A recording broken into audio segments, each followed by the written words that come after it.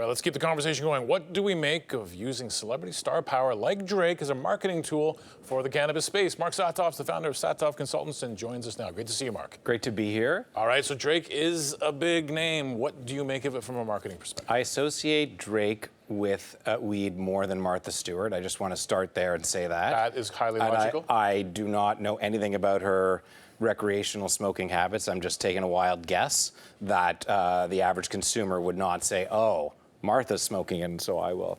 I think there's a bunch at play here, and I like the fact that David was talking about the Jeffries report, and that you alluded to the fact there's a bumpy year in cannabis, because I think sometimes when you have celebrities that are endorsing brands and they're investing in brands as opposed to just endorsing brands the way they used to. It used to be that, they endorsed brands the way Michael Jackson endorsed Pepsi, and he did a commercial and everybody saw it around the world. You did an ad, you did a commercial, you and it was a big paycheck, of course. But now they all fancy themselves business people. And so, they all want to be part of the take and part of the upside. And from Bono, the list goes on. And the question is, does that drive any shareholder value?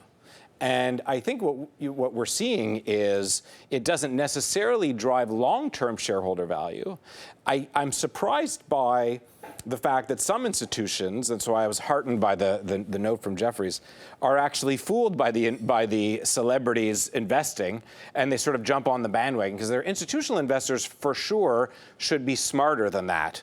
But what happens is a celebrity says they're investing, like Snoop Dogg, and he actually seems to be a legitimate business person.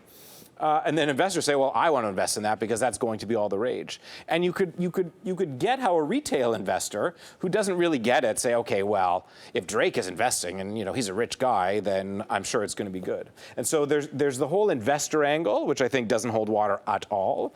And I do think there's the consumer angle. In other words, would a certain celebrity represent my product, and will that help sales? I think the answer has got to be yes. I think that for sure companies spend a little bit too much from time to time on celebrities, and in today's social media world, there's a bigger celebrity risk than there used to be, because too often you see, they're perfect, but this came out and that came out. I think Drake has done a great job at keeping his reputation fantastic. It's the authenticity thing, right? If you're going to it's in Scarborough. If you're going to marry someone to a brand, and it's in Scarborough. Like when he said it's in Scarborough, I was like, of course it is. Like how it's Toronto. I'm a Toronto boy. Like that's his whole thing, right? I want to talk a bit too about his timing here. Sure. I was having some discussion actually with our commodities team because they cover this stuff pretty carefully.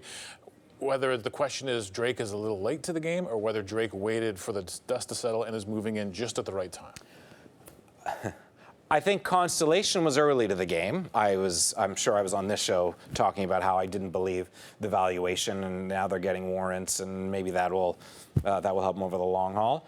I don't think he is late to the game. I think that the price of cannabis stocks in general has dropped for good reason, and that's because the regulation and the distribution did not keep pace with the hype. And so, you could argue that maybe he would have gotten in a couple of years ago at a lower price, but here we are. And I think either way, it is a long-term game. And so if you look at Constellation, and you could say, okay, guys like me say maybe they overpaid, I can't get the valuation. If you do the math, in 6 or 8 years, we'll all say, okay, well, it doesn't matter because now cannabis is such a large part of recreational intoxication, or however you define the market, that they made a good move. So perhaps he's a little bit late to the game. I don't think it'll matter because I think they were overpriced. They're coming back down to earth a little bit, and we'll have to see what happens in the next few years. The market is there. The world is going in that direction. I think they were overvalued because of timing.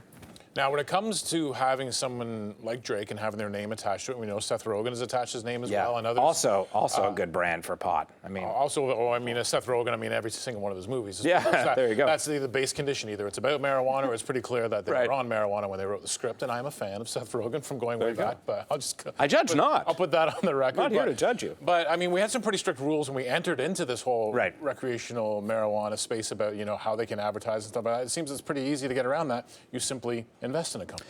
Yes. Now, Seth Rogen and Cheech and Chong. Drake is not them. Drake is a young, hip guy. Drake is next level. He's right? in hip hop, but he's not known to necessarily partake more than others. He has no reputation for drugs specifically. I just think he's in with the demographic. I mean, David mentioned the 18 to 25 demographic.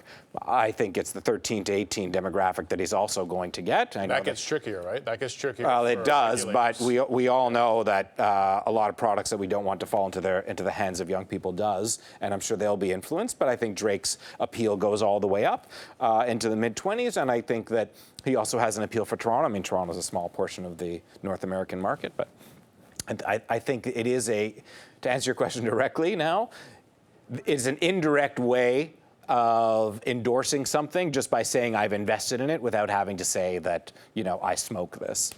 So there is a part of that, sure. And Snoop Dogg, I think, did that very well. Fascinating times. Thanks for joining us, Mark. Great to be here, as always. Mark Satov is the founder of Satov Consultants.